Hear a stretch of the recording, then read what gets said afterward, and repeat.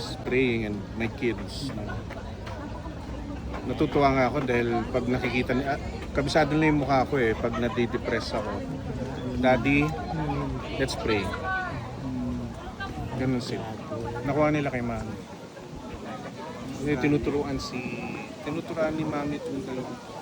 Lagi magpa-pray kay Papa. So, syempre, 1 year na dumaan, wala ko siya. Paano ka pinatapang pagka wala naman? Kailangan kong i-mindset sa sarili ko na hawak-hawak na siya ni Papa God. And I cannot grieve for that kasi ayaw niya ng malungkot. Gusto niya lagi masaya. Alam natin lahat. Yes. Gusto niya lagi tayo masaya. Ayaw niya nakikitang nalulungkot tayo for her. Ayaw niya yun kasi magagalit siya.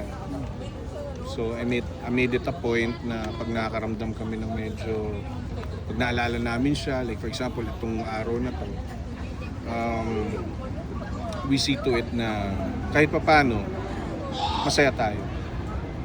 But we're not gonna celebrate because death anniversary, of course not. But we just have to be thankful na, you know, life has its course. Our Papa God has his own plans for us, and maybe itong araw na to, ang daming realizations, and maybe one of those realizations comes from Mami. Dami namin natututunan kahit wala na po siya. So, para sa mga bata, we keep that. And it shows na kailangan namin talaga maging matatag. Not only for her, actually I don't want to call it her loss, our loss, everyone's loss, but a gain in heaven. Kumbaga nag-transcend na siya. It's a gain for everyone, especially for me. Curious question, Ian. Pagka ganito bang mga eksena, yung mga fans, still talagang namimiss si Ate Kai, nagpipicture, nagbibideo dyan sa kanyang na-annoy ka ba? Of course not. Of course. Why Lalo ngayon, why will I be celebrating. annoyed? You can feel the love from everyone. Okay.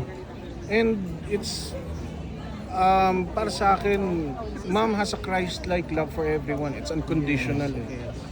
I can only compare her love to everyone like Jesus has his unconditional love for us. And pag nakikita ko yung mga tao, parang nakakasalamuha ko, may iyak. So, very heartfelt. And annoyance is not even an idea that crossed my mind. It's the love. And yun yung gusto rin namin i-maintain. Even though she's gone, we still have big plans for her. It's not for me, it's not for anyone, it's for her. Na gusto namin i-maintain yung kanyang legacy as if she was still alive. Gusto namin i-maintain yung inspiration niya. And syempre for the future generations, ay namin na makalimutan nila. Gusto namin habang lumalaki sila, tutularan nila yung pinagdaanan ng isang Nora Honor na nagbebenta ng tubig, naging superstar and national artist. Kasi she's bigger than life. Yeah. She, Saka naman nakakita ng ganito, no? Kami. Oh, I was telling ayun na, them, emotional tuloy. yeah, we have a picture with you. Kami ha. Kami Kaya hindi ko masabi sa kanya. Pasensya na. The Philippine Cinema Guide. Ay, hello. Ay. Iyan, kasi inamin ng dalawa mong kapatid na under medication sila for depression. Ikaw ba dumating ka sa point na yun? Well, ako, of course, but it's just psychological. You know, it's a mindset that, you know, whatever you think about yourself will manifest. if you think that you're healthy, you can overcome certain things in your life. It will manifest within you, whether or not you have medications or not. But syempre mabibigat rin yung hindi biro rin yung mga pinagdaanan namin sa buhay. But it's okay. So hindi ka dumating sa point na nag-medicate ka? Medicate? No. I just centered myself and my heart to the Lord. And that's the best cure. Nothing else. Nothing else. And that's what Mom taught us. Na if you feel burdened by things, earthly, material things, if the weight on your shoulders a bit too heavy, lift them up. Surrender it to the Lord. And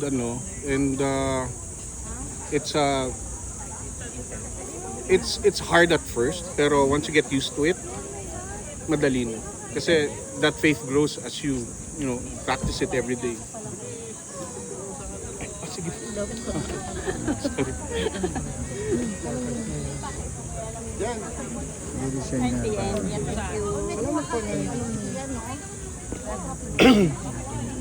Ayun. Ilan you already put up a foundation, Enterprise and a foundation. What's the difference between the Enterprise and Nora Honor Enterprise and Nora Honor Foundation? yung Nora Honor The Enterprise, ano main purpose? The Nora Honor Enterprise is for profit. The proceeds from the projects that will be held by the enterprise will go to the foundation as charity work. So it's a pioneer here in the Philippines as a legacy management business. So yes, it's first of its kind here, like the one that we have in Hollywood, like sila Marilyn Monroe, Elvis Presley, Audrey Hepburn. So it's kind of like that, and it's a really rough start, but I know Mom's guiding us, and we'll get through this. Kasi first project that we have honestly is doing a museum for her. Wow. And we have merchandise rin that we're selling sa online, and proceeds are going to the foundation for charity work. So the prospect location na yung museum? Yung unang magiging project is the museum itself. And it's also a commemorative project to showcase Mom's body of work when she was still around.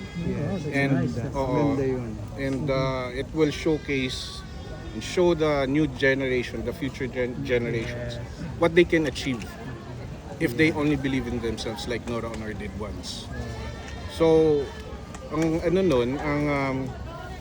ang legacy management na business is actually a series of projects, a pipeline of projects down the line in order to help feed the foundation for...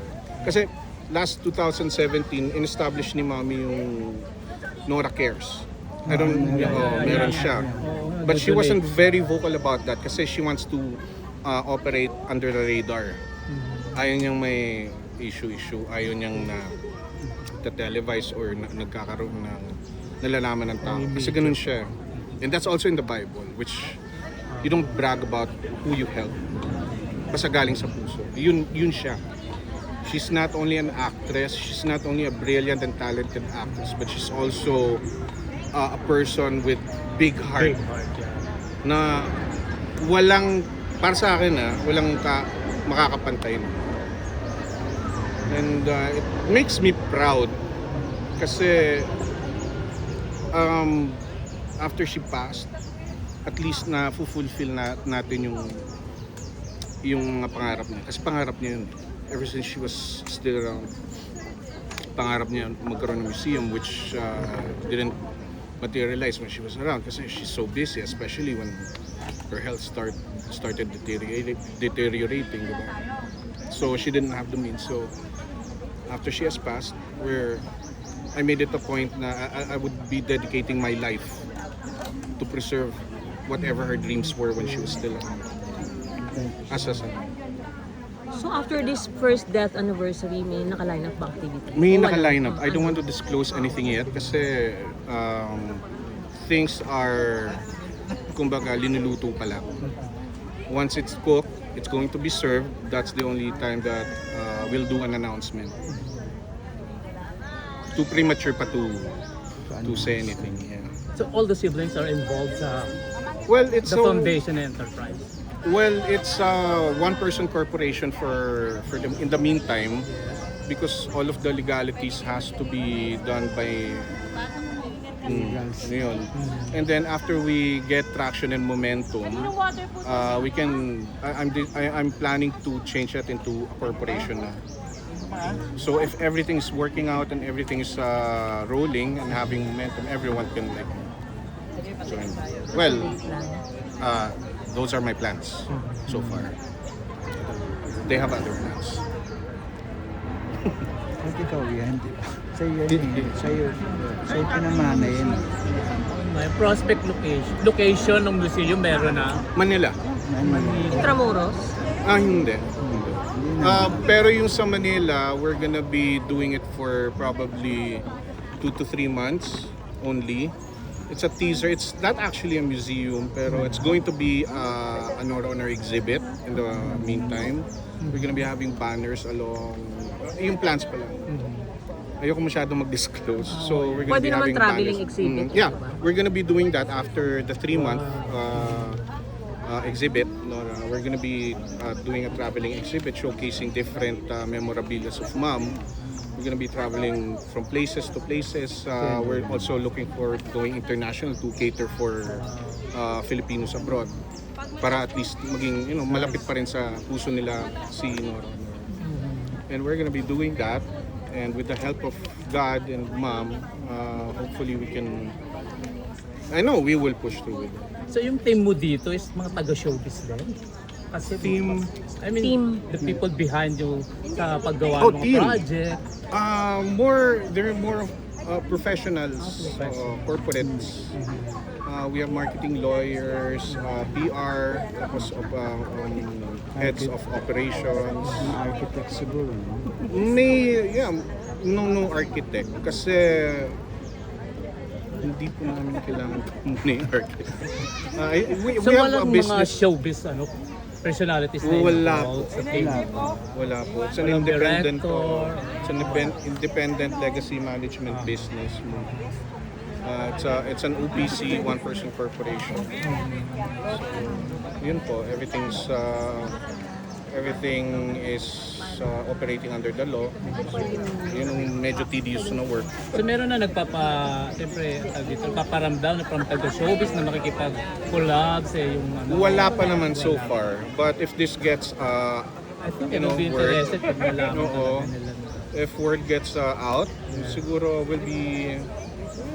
we'll see if there are collaborators that are willing to join us. So ang target month for the first project na gaganapin sa Manila is when? This year? This year we're planning on June maybe. After nung birthday ni Mom. Kasi we're going to Bicol for May 21. a commemorative celebration for her sa Bicol. Sa May to? Sa May? Sa May 21. So, mag-open rin sila ng museum doon, which is part rin kami. And project nila Mayor Rex Oliva of Iriga. So, not only the museum. JJ! Ayun. Maraming projects ang Bicol for Mom. So, may Honor Day, which is a holiday. Kwento? May... Every 21. So, it's gonna be official this coming May 21. Magkakaroon ng... I don't wanna disclose anything yet. Pero ang dami. Ang dami. Lahat ng information nandito. Pero unti-unti natin yan syempre papaalam sa masa if everything is confirmed. Pero Ian, curious din kami, no? Pero we see it, you handle it very well kapag may mga issue sa siblings na lumalabas na nalalaman ng pero okay yung pag-handle mo. Pero sino yung mas sa'yo, yung senior na kino-confide mo or talagang ikaw lang talaga nag-handle para i-amin? Paano nag-handle? Pag may mga issue?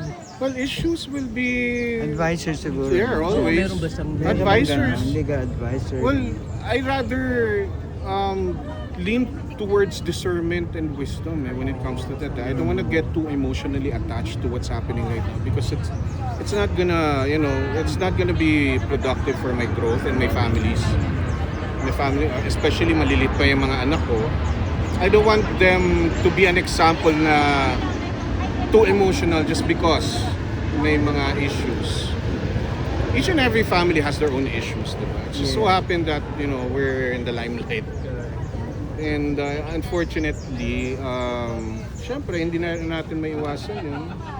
But in God's good graces and in His time, everything will fall into place and probably sooner or later, diba, everything will be patched up. It's just a matter of time. It's just a matter of time, precisely. Let the wounds heal. Right timing. Right How about your time. dad?